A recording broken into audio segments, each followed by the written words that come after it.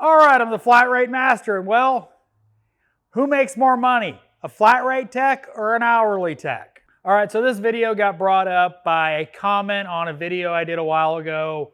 Hourly techs are lazy, changed my mind. Funny video, meant to be funny. People took it very seriously. I did a video follow-up where I made fun of flat rate techs. But anyway, the comment in question, I'll put it up on the screen if I can find it.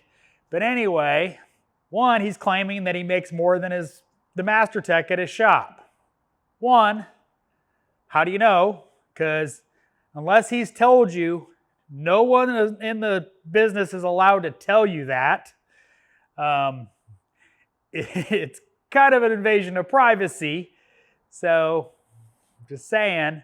Am I saying hourly techs don't make more money than flat rate techs? I'm sure a lot of times they do, especially when a flat rate tech's at a slow shop and an hourly tech's in that same shop and he doesn't get sent home, he might make more money.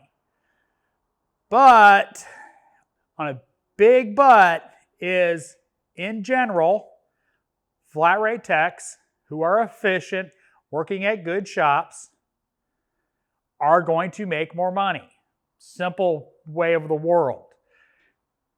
Now, the caveat to that, obviously, is they have to be at a busy shop, whereas an hourly tech shows up, can sweep floors, and make the same amount of money he does fixing cars. Yes, and I've talked about it many times. That's the gamble or lifestyle, whatever you want to call it, of a flat rate tech, is it's dependent on what comes in the door. This week has been pretty tough on a lot of the guys in the shop, including me, because, well, tomorrow, as I film this, is April 15th. You know, taxes are due. Our clientele pays taxes. They don't get refunds back. So a lot of our customers aren't spending money because, well, taxes. Whereas when I worked where I have worked in the past, man, tax season was money. That's when every POS came in and they wanted to fix everything. I have a story about that. Years ago, we had a Grand Marquis or Crown Vic, one of the two, I forget exactly what it was, but he did about $1,500 worth of repairs on his Crown Vic. Yeah, the check bounced. That should tell you how long ago it was.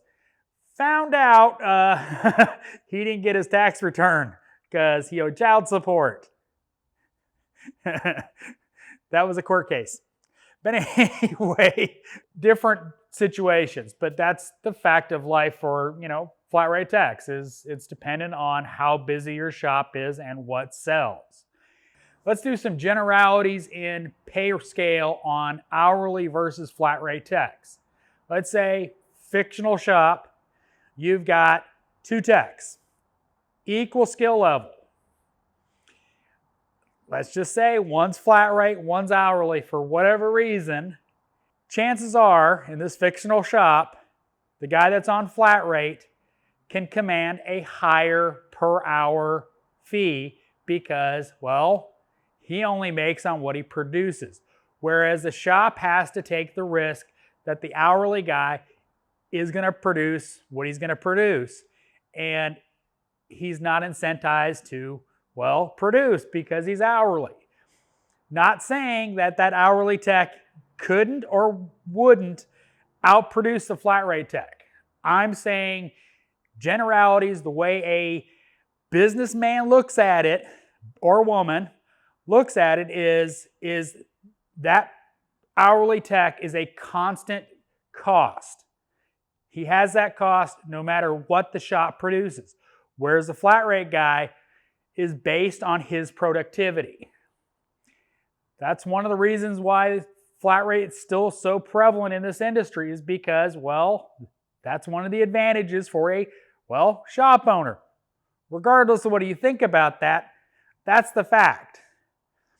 Is payroll is a huge part of running a business, and You know, you've got a shop full of hourly techs and you're having a week like us, well, your payroll doesn't change unless you send people home.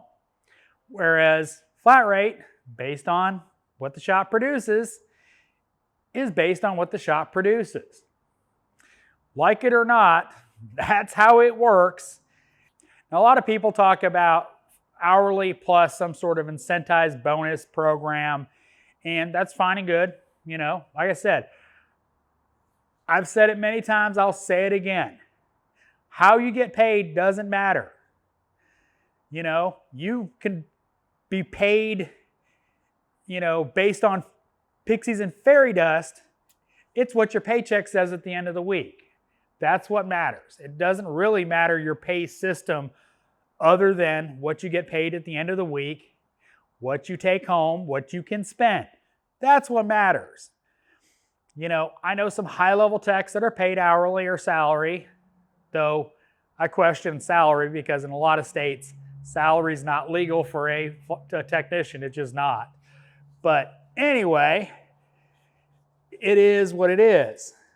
The point of this whole video is you have to understand when you're trying to get a hourly position, you might be leaving money on the table as far as what you're actually going to make in a busy shop.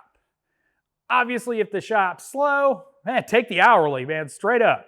Because if you're going to a shop that's not staying slam-packed with cars, probably better off on hourly regardless of what they pay because, well, shop's not busy, you're not going to make as much money on flat rate anyway. So, I know I clickbaited this video a little bit. As always, thanks for watching. I am the Flat Rate Master.